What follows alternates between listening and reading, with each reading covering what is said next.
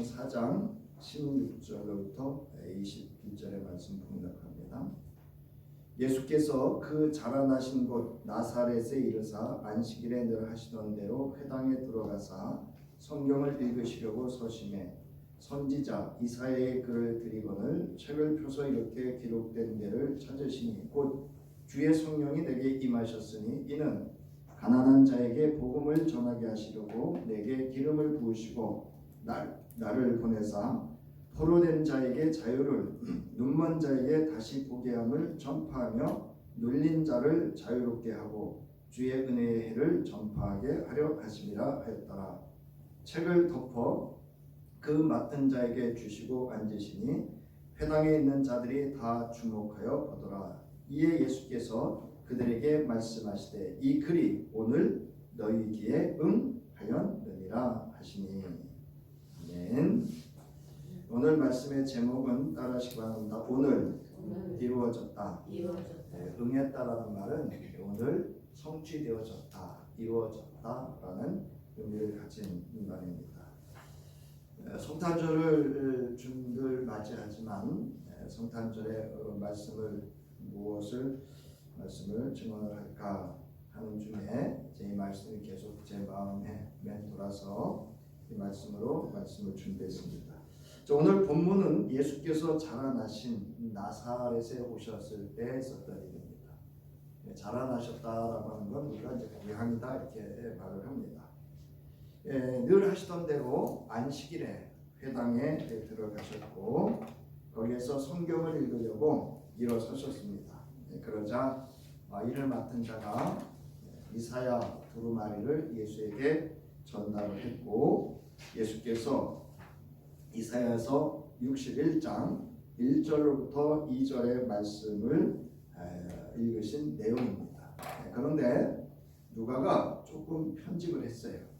그래서 그 편집의 차이가 뭔지 거기 지금 원고에 보면 나와져 있습니다. 그래서 이사야서 61장 1절로부터 3절의 말씀이에요. 근데 오늘 본문은 1절로부터 2절의 말씀만 누가가 예수 그리스도에 관해서 증언을 하고 있습니다. 누가복음 4장 18절부터 19절에 보면 우리 함께 읽겠습니다. 시작. 주님의 영이 내게 내리셨다. 주님께서 내게 기름을 부으셔서 가난한 사람에게 기쁜 소식을 전하게 하셨다. 주님께서 나를 보내셔서 포로된 사람에게 해방을 선포하고 눈먼 사람들에게 눈뜸을 선포하고 억눌린 사람들을 풀어주고 주님의 은혜의 해를 선포하게 하셨다. 이사야서 6장에 보면 하나님의 백성들이 이사야에게 하나님께서 말씀하시기를 저들이 들어도 알지 못하고 보아도 보지 못하고 영적 아주 영적의 암흑의 속에 있음을 이야기를 하시죠. 그 이후에 이제 오늘 장차 오실 메시아를 통해서 이 모든 것들을 들려지게 할 거고 보게 할 거고 경험하게 할 거다. 즉 모든 것이 다 이루어지게 할 것이다 라고 이사야서 61장 1절부터 3절에서 말씀을 하고 있습니다. 자, 그래서 이 주님께서 나에게 기름을 부으시니 이사야서 61장 1절입니다. 주 하나님의 영이 나에게 임하셨다. 주님께서 나를 보내셨다. 그러니까 누가복음은 주님의 영이 내게 내리셨고 주님께서 내게 기름을 부으셨고 나를 보내셨다 이렇게 말씀을 누가가 이렇게 좀 풀어서 이렇게 설명을 하고 있습니다. 가난한 사람들에게 기쁜 소식을 전하고 상한 마음을 싸매어주고 포로에게 자유를 선포하고 갇힌 사람에게 석방을 선언하고 주님의 은혜의 해와 우리 하나님의 보복의 날을 선언하고가 이제 누가복음에 나와 있는 내용입니다. 자, 모든 슬퍼하는 사람들을 위로하게 하셨다. 3절 시온에서 슬퍼하는 시온은 하나님을 예배하는 장소를 하나님의 임재하는 장소를 의미합니다. 시온에서 슬퍼하는 사람들에게 제 대신에 화관을 씌워주시고 슬픔 대신에 기쁨의 기름을 발라주시며 괴로운 마음 대신에 찬송이 마음에 가득 차게 하셨다. 이게 사실은 성탄이죠.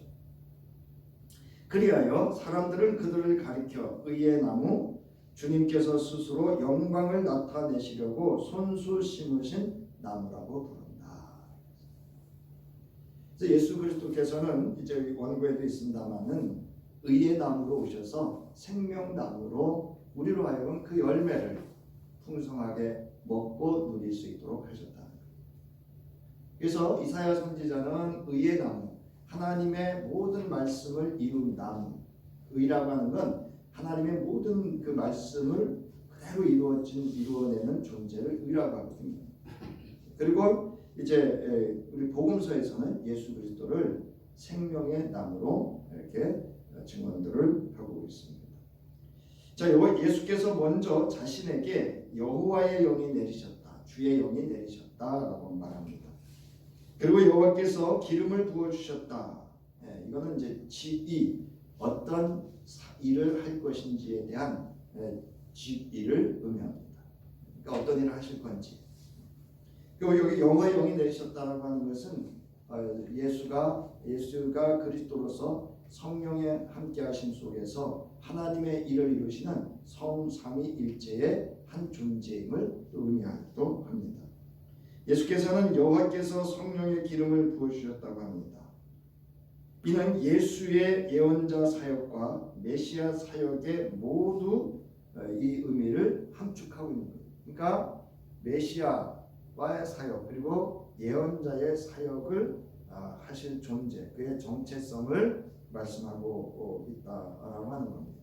여러분, 아주 자기 스스로 예수께서 내가 누구인지, 내가 무엇을 어떻게 해야 되는지를 알고 있다라고 하는 것 매우 중요한, 오늘 우리가 또 본받아야 될 그러한 말씀이기도 합니다.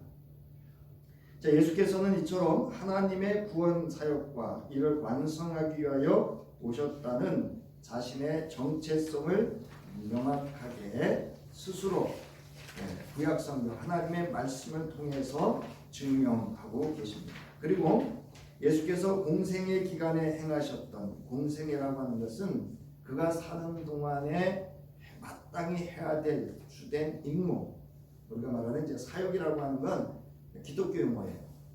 우리 일반 보편적인 언어에 뭐 사역이라는 여러 의미를 쓰지만 대부분 사역 그러면 옛날에 비가 오면 도로 파이면 나가서 일하는 걸 사역한다 그랬어요.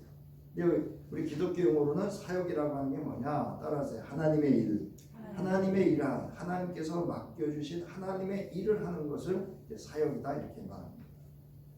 그래서 예수께서 공생의 기간에 하셨던 사역이기도 합니다. 그러니까 오늘 이 본문에 있는 그 내용은 예수께서 이 공생의 기간에 하셨던 예언자로서 또는 메시아로서 하셨던 사역이었다라는 겁니다. 그래서 예수께서 공생의 기간에 하셨던 사역을 세 가지로 우리가 나눌 수가 있습니다. 말할 수가 있습니다. 여러분 이거는 꼭 기억하고 계셔야 돼요.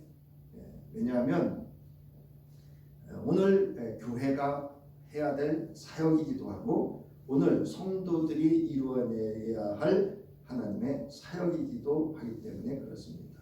그래서 지난번에 말씀드렸듯이 다른 보혜사라고 하는, 즉 우리에게 성령을 부어주신 것은 예수와 같은 동일한 사역을 해야 된다라는 의미를 가지고 있으면서 동시에 그러나 예수는 아니다 라고 하는 겁니다.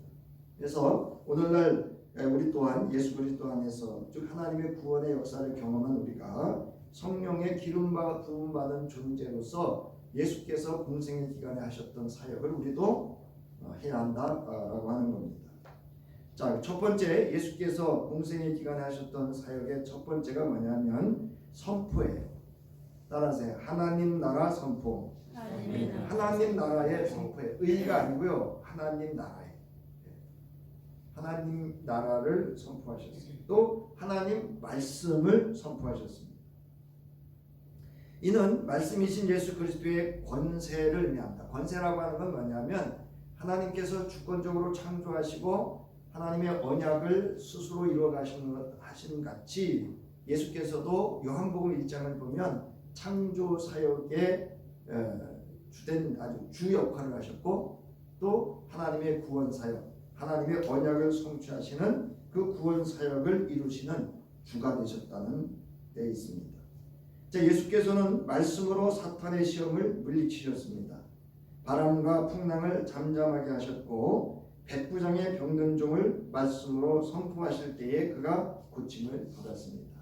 그러니까 예수님의 공생의 사역을 보면 말씀의 선포를 통해서 하나님 나라를 이루셨다라는 데 있습니다. 예수께서는 회개하라 하나님 나라가 가까이 왔느니라 는 첫 말씀을 선포로 시작해서 예수의 공생의 사역은 하나님의 복음을 전하고 하나님의 말씀을 선포하시고 그것을 이루시는 데 있었습니다. 이것이 하나님의 구원 사역을 완성하심에 있었던 것입니다. 이처럼 예수께서는 하나님 나라 복음을 선포하는 전도 사역을 하셨습니다. 마가복음 1장 38절부터 39절을 보면 우리 함께 읽겠습니다. 시작. 예수께서 그들에게 말씀하셨다. 가까운 여러 고을로 가자. 거기에서도 내가 말씀을 선포해야 하겠다. 나는 이 일을 하러 왔다. 예수께서 온 갈릴리와 여러 회당을 두루 찾아가셔서 말씀을 전하고 귀신들을 쫓아내셨다. 여러분, 말씀을 전하고 귀신들을 쫓아냈다는 것은 여러분 우리가 말하는 우리나라에서 말하는 그런 귀신 얘기하는 거 아니에요. 이 땅을 지배하고 있는 통치하고 있는 사탄의 나라죠. 그 나라를 지배한다는 거예요. 그러니까 하나님 나라를 이 땅에서 이루어 가시는 예수 그리스도의 주권적인 사역을 의미하는 겁니다. 자, 그러면 그 사역을 이제 말씀 선포를 통해서 하셨음을 우리가 알 수가 있습니다. 그래서 교회든 성도이든 말씀을 선포하고 그것을 이루는 사역을 감당해야 합니다. 자, 두 번째로는 따라서 가르치셨다. 가르치심의 사역을 했습니다. 예수께서 하나님 나라에 대해서 가르치셨습니다. 즉 하나님의 말씀을 가르치고 그것을 하나님의 말씀을 선포하는 것, 그리고 그것을 알도록 깨우치는 것, 하나님의 나라를 가르치시는 거예요. 자, 예수께서는 회당을 두루 다니시며 하나님 나라에 관해 강론하시고, 강론이라고 하는 건 무엇을 근거로 해서 풀었다 이 뜻이에요. 하나님의 말씀을 풀으셨다 이런 의미입니다. 자, 비유로도 하나님 나라의 원리를 말씀하셨습니다. 어떤 사람이 하나님 나라의 백성이 될 수 있는지 가르치셨고, 하나님 나라의 백성이 된 사람은 이 땅에서 어떻게 살아야 되는지를 가르치셨어요. 또한 하나님 나라와 세상 나라가 어떻게 다른지 그것도 가르쳐 주셨고, 하나님 나라의 극치, 아주 하나님 나라의 뭐랄까 이런 이 땅에서 표현할 수 없는 초월성, 그리고 완성에 대해서도 가르쳐 주셨습니다. 자, 구약 성경과 자신과의 관계에 대해서도 강론을 하셨어요. 율법과 모세의 글, 시가서, 예언서, 율법과 복음에 대해서 가르치셨습니다. 우리 히브리서를 보면 시편의 멜기세덱이 나오는데요. 그 멜기세덱을 히브리서 기자가 예수 그리스도에게 적용을 해서 강론 풀어내죠. 이처럼 예수께서도 구약 성경과 자신과의 관계를 강론하시면서 말씀으로 우리를 가르치셨습니다. 하나님과 성령, 유대인과 이방인, 구원과 교회, 종말과 심판에 대해서 가르치셨어요. 오늘날로 말하면 예수께서 신약 성경 우리에게 주신 말씀, 그때는 예수님의 말씀을 이렇게 기록되어진 말씀이 아니죠. 그런가 하면 기록되어진 구약 성경, 모세 율법을 강론하셨다라는 겁니다. 기독교회가 반드시 가르쳐야 하는 기독교의 기본 진리와 교리에 대해서도 가르치셨어요. 하나님의 인격과 사역, 인간에 대해서 그리스도의 인격과 사역, 성령과 구원, 교회와 종말에 대해서 가르치고 있습니다. 그리고 하나님 나라의 백성이 어떻게 이 땅에서 하나님의 백성답게 사는 것인지 그 법도에 대해서 가르치셨고, 그리스도인들이 예수와 어떤 관계 속에서 살아가야 되는지도 가르치셨습니다. 그리고 마지막으로 제자들에게 모든 민족을 제자 삼아서 아버지와 아들과 성령의 이름으로 세례를 주고 그들에게 예수 그리스도의 가르침을 가르쳐 지키게 하라고 명령을 하셨습니다. 그러므로 성도된 우리는 예수 그리스도의 가르침을 열심히 배우고 익히고 경험해야 합니다. 따라하시기 바랍니다. 말씀을 배우고 익히고 경험하고. 이게 뭐냐면 간증이에요. 간증.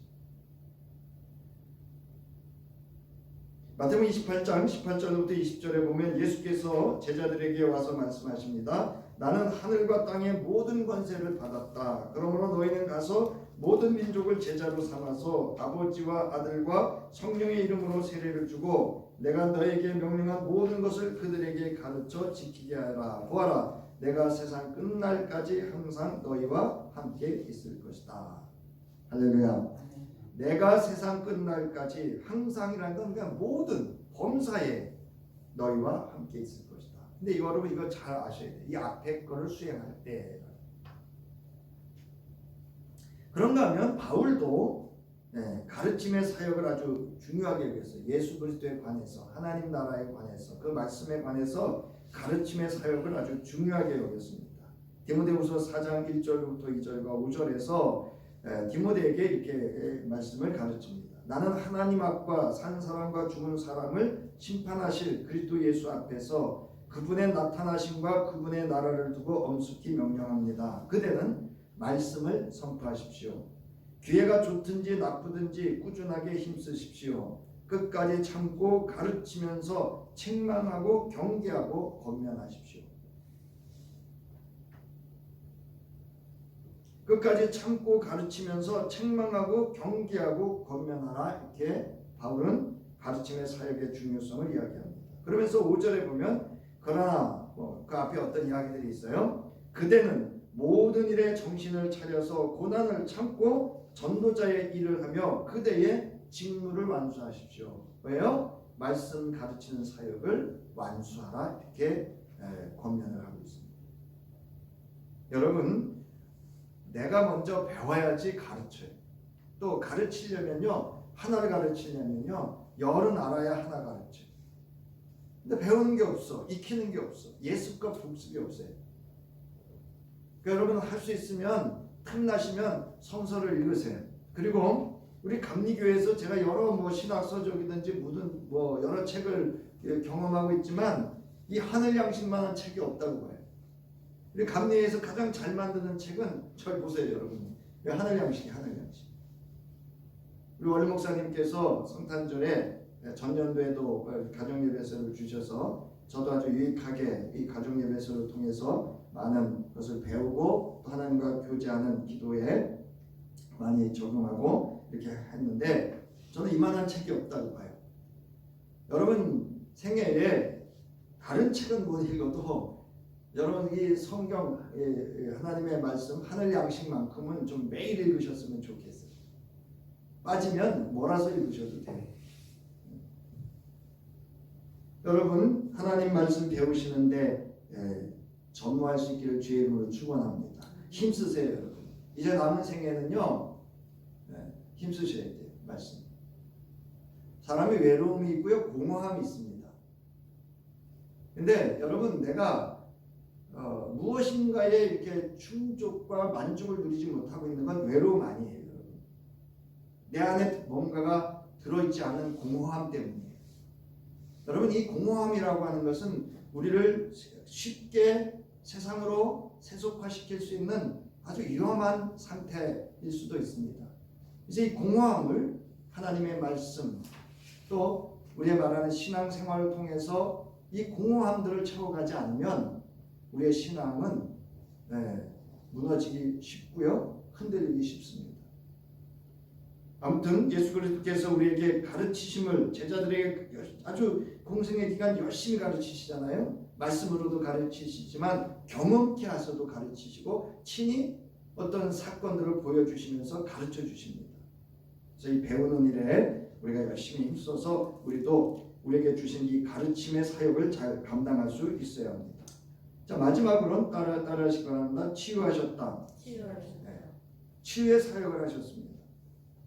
오늘 본문의 말씀처럼 성령의 기름 부음을 받은 예수 그리스도께서는 하나님 나라의 능력을 보여주셨어요. 여러분, 하나님 나라는요 실력 아니에요. 따라하시기 바랍니다. 하나님 나라는 능력이다.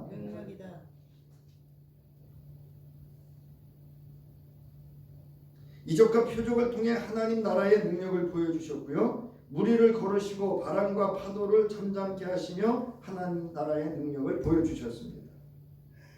귀신을 내어 쫓으시고 귀신에게 억압된 자를 자유케 하셨고 모든 약한 자와 병든 자를 고쳐주셨습니다. 여러분, 이거 능력이에요. 그 다음에 지체장애인들, 시각장애, 언어장애, 청각장애, 지체장애, 피부병 환자, 중풍병 환자, 앉아서만 생활하던 이들을 하나님의 능력으로, 하나님 나라의 능력으로 고치시고 회복하시고 일으켜 세우셔서 걷도록 하셨어요. 이거는 단순히 여러분 육신을 고친 게 아니에요. 여러분. 그들의 정신세계를 고쳤고 그들의 영적 세계를 고치신 사역입니다. 능력이에요. 세상은 실력으로 우리의 육신의 병들을 고쳐요. 그러나 저와 여러분은 우리가 세상 의술을 배웠으니까 심리학을 공부했으니까 뭘 공부했어요? 저와 여러분이나 다 부족해요. 누군 부족하지만 전적인 하나님의 능력을 의지하신다면 예수께서 치유하셨던 그 사역이 우리에게도 온전히 치유하심으로 경험되어질 줄로 믿으시기 바랍니다. 내가 경험해야 누군가를 고쳐요. 물론 거기까지는. 자, 마태복음 4장 23절부터 25절 함께 읽겠습니다. 시작. 예수께서 온 갈릴리를 두루 다니시면서 그들의 회당에서 가르치며 하늘나라의 복음을 선포하며 백성 가운데서 모든 질병과 아픔을 고쳐주셨습니다. 예수의 소문이 온 시리아에 퍼졌다. 그리하여 사람들이 각가지 질병과 고통으로 앓는 모든 환자들과 귀신 들린 사람들과 간질병 환자들과 중풍병 환자들을 예수께로 데리고 왔다. 예수께서는 그들을 고쳐주셨다.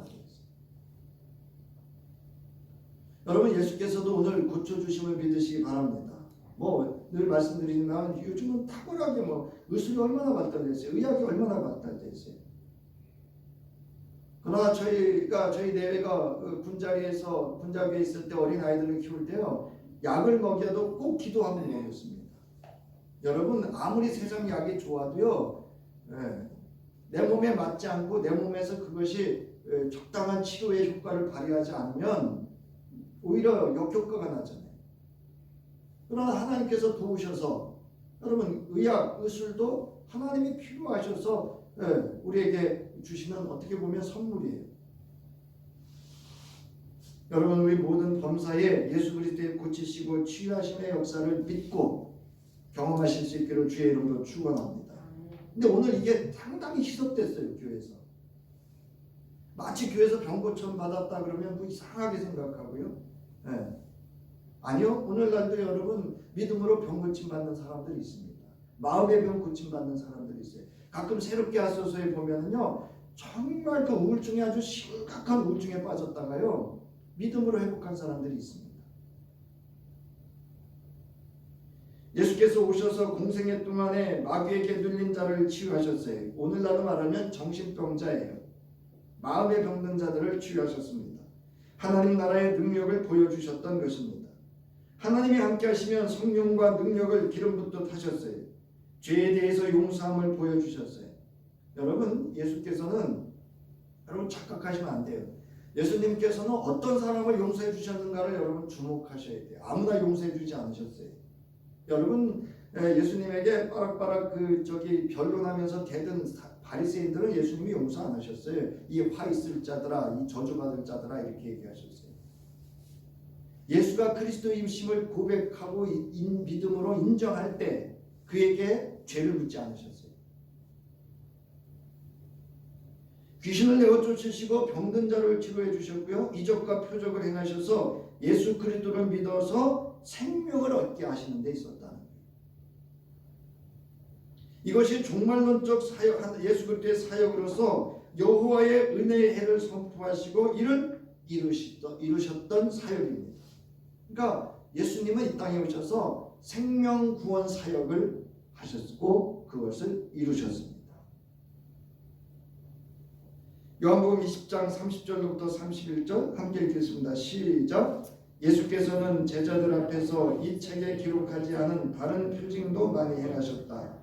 그런데 여기에 이것이나마 기록한 목적은 여러분으로 하여금 예수가 그리스도요 하나님의 아들이심을 믿게 하고 또 그렇게 믿어서 그의 이름으로 생명을 얻게 하려는 것이다. 생명나무로 오셨어요. 이렇게 예수께서는 우리에게 의의 나무로 오셔서 생명나무 되어주셔서 그 생명 부활의 첫 열매로 우리로 하여금 하나님의 영원한 생명 하나님 나라에 참여할 수 있도록 은혜를 베풀어 주신 겁니다.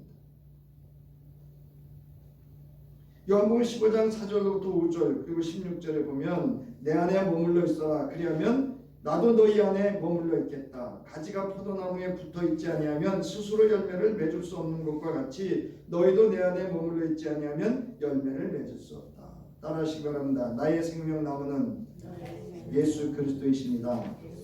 16절에 보세요. 너희가 나를 택한 것이 아니라 내가 너희를 택하여 세운 것이다. 그것은 너희가 가서 열매를 맺어 그 열매가 언제나 남아있게 하려는 것이다. 그리하여 너희가 내 이름으로 아버지께 구하는 것은 무엇이든지 다 받게 하라는 것이다. 여러분 이 15장은 포도나무 비유잖아요. 아버지가 농부라고 하잖아요. 이거 에덴의 정원을 얘기하시는 거예요. 창세기 2장 9절에 있는 생명나무를 의미하는 겁니다. 여러분 우리가 성탄절이 되면 교회도 가정에도 길거리에도 성탄목을 세워요. 크리스마스 트리라는 걸 세웁니다. 근데 이 의미를 깊이 아는 분들은 별로 없을 거예요. 그 성탄나무의 트리의 그 의미가 뭐냐면 생명 예수 그리스도의 생명나무를 상징하는 거예요. 이건 중세기 6세기경에 유럽에서 사람들이 성탄 전야가 되면 교회 안이나 교회 앞 광장에 모여서 성경의 내용을 소재로 해서 일종의 연극놀이를 해서 오늘날로 말하면 우리 발표하잖아. 성탄 전야제 하잖아요. 그걸 했던 겁니다. 그때 이 연극 속에 맨 먼저 등장하는 것이 에덴 동산의 아담과 하와이였어요. 그리고 이 장면의 주된 무대 장식이 바로 성탄 크리스마스 트리, 성탄목, 성탄나무였습니다. 근데 이 나무가 선악을 알게 하는 나무가 아니라 생명나무를 상징하는 겁니다. 그래서 이 생명나무를 상징하는 전나무를 가져다 놓고 에덴 동산에서 잃어버린 생명을 생각나게 했던 것이 회개를 촉구하는 거죠. 회개. 그리고 구원의 기쁨과 감사를. 요즘은 여러분 축성탄 이표를 안 씁니다. 어디가서 축성탄 이렇게 하시면 한 몇 년 전부터 감사로 다 바뀌었어요. 성탄 감사로. 그래서 이 성탄절 뒤에 글씨도 축자가 없어요. 성탄절 감사예배 이렇게 나옵니다. 어찌 감히 사람이 예수 그리스도를 축하하냐 이런 이렇게 신학적으로 해석이 되면서 감사로 이렇게 신학적 해석을 바꿔서 해석을 해서 성탄에 지금 적용을 하고 있습니다. 자, 이 성탄목은 성탄나무는 이새의 줄기에서 그리스도가 오셨다는 것을 기념하는 것과 예수께서 육신을 입으시고 우리를 위하여 이 세상에 생명의 빛으로 오셔서 인간을 구원하기 위해 십자가에 달려 죽으시고 부활하신 그 나무를 상징합니다. 십자가는 뭐냐? 따라서 의의 나무. 의의 나무에 부활은 뭐냐? 생명나무에. 마치 아론의 지팡이가 뭐가 됐어요? 뭐가 나듯이? 싹이 나듯이. 그래서 다윗의 그 줄기에서 새싹, 새순이 돋는 것처럼 생명나무를 상징하는 겁니다. 그리고 그 다음에 장식을 한 거예요. 그 장식이 뭐냐? 나무는 앞서 말씀드렸던 에덴의 동산에서 잃어버렸던 생명을 상징하죠. 그 다음에 사과를 달았는데요. 이거는 금단의 열매인 선악과를 상징하는 사과를 달므로 해서 인간의 죽음을 초래했던 원죄를 상기시키는 거예요. 그 다음에 과자를 달았어요. 빵인데요. 예언대로 오셔서 인간에게 새 생명의 근원과 생명의 양식이 되신 예수 그리스도를 상징하는 거예요. 내가 생명의 양식이다 라고 했던 거예요. 그 다음에 장미꽃으로 장식을 했는데요. 이거는 사망과 어둠과 절망을 뚫고 생명으로 피어난 소망의 예수 그리스도, 장차 이 땅에 다시 오실 예수 그리스도에 대한 소망을 상징하는 꽃이었습니다. 그 다음에 촛불을 켜는데요. 저희는 제가 우리 감리에서 그 촛불을 만들었었는데 이번엔 안 만들어서 제가 준비를 못했는데 그 초를 좀 밝히고 싶었었는데, 이 촛불은 이 세상을 밝히기 위해 생명의 빛으로 오신 예수 그리스도를 상징하는 생명의 빛으로 오신. 근데 오늘날 예수 그리스도의 생명나무가 어떻게 장식되고 있죠? 거기 왜 루돌프가 가서 붙고요. 그 다음에 거기에 왜 화려한 반짝이가 붙느냐 하는 겁니다. 저는 이사야서에서 말씀하신 6절에서 61, 이사야서 61장 3절에서 말씀하셨던 의의 나무로 오셔서 십자가에 죽으시고 부활하셔서 우리로 하여금 생명나무 되심을 여러분 믿으시기 바랍니다. 나가는 말입니다. 성탄절은 말씀이 사람이 되어 성령으로 잉태하신 아기 예수께서 이 땅에 태어나신 날을 여러분 기억하는 거예요. 기념하는 거예요. 회고하는 겁니다. 그 의미를 되새기는 거예요. 묵상하는 겁니다. 하나님께서 언약을 이루기 위하여 친히 사람들과 함께하기 위해서 오신 날이에요. 하나님이 내게 오신 날입니다. 그래서 우리에게는 기쁨이고 감사고 영광이고 축복입니다. 마태복음 1장 23절에 보면 보아라 동정녀가 잉태하여 아들을 낳을 것이니 그의 이름을 임마누엘이라고 할 것이다. 이사야서 7장 14절의 말씀에 성취하심을, 그 이루어짐을 말하고 있습니다. 그래서 임마누엘은 번역하면 하나님이 우리와 함께 계시다는 뜻이다. 이렇게 이 땅에 오신 예수께서는 본문의 말씀처럼 이 언약을, 구약 성경에서 말씀하셨던 하나님의 말씀의 언약을 이 땅에서 공생의 기간 성경의 말씀을 다 이루셨습니다. 그리고 성령을 보내셔서 그의 제자들과 오늘 교회를 통해서 서로 사랑하라는 새 계명을 지키도록 하셨고, 예수께서 하셨던 말씀과 그 사역을 통해서 하나님 나라가 땅끝까지 전하여지고 이루어지기를 명령하셨고 원하시고 있습니다. 내게도 이루어진 예수 그리스도의 말씀을 기억하며 보내는 성탄절이 되시길 바랍니다. 다시금 내게 의의 나무로 오셔서 생명나무 되어주신 임마누엘 하신 그 하나님의 구속의 은총과 오늘도 우리에게 영원한 생명을 주셔서 하나님 나라의 백성, 하나님의 자녀로 살아가게 하신 그 은혜를 감사하면서 또한 나아가서 우리 이웃들에게를 돌아보고 섬기고 하나님의 사랑과 그 뜻을 실현해갈 수 있는 정말 즐겁고 행복하고 기쁜 성탄절이 될 수 있기를 주의 이름으로 축원합니다. 이제는 사람의 몸을 입고 오셔서 우리와 함께 하시기 위하여 십자가에 죽으시고 부활하셔서 영원한 하나님의 나라의 백성 되게 해주신 우리 주 예수 그리스도의 구속의 은혜와 오늘도 변함없이 한결같은 사랑으로 저희를 지켜 보호하여 주시며 성탄의 은총으로 우리를 구원해 주시고 우리를 영원히 하나님 나라에 속한 주의 백성으로 살아갈 수 있도록 함께해 주시는 하나님의 무한하신 사랑하심과 이제 우리로 하여금 예수 그리스도를 통해서 이루셨던 모든 사역을 이루며 땅끝까지 주의 복음을 전하고 그리스도의 말씀을 가르치고 세워가며 치유하고 하나님 나라를 이 땅에 이룰 수 있도록 우리에게 힘이 되어주시고 길잡이 되어주시고 또 동행하시며 능력이 되어주실 성령이 함께 하시니 오늘 이 아침 성탄의 아침 이 아침 저희들과 저희들의 가정과 모든 기업과 삶의 터전 위에 이제부터 영원히 함께 하기를 간절히 축원하옵나이다. 아멘.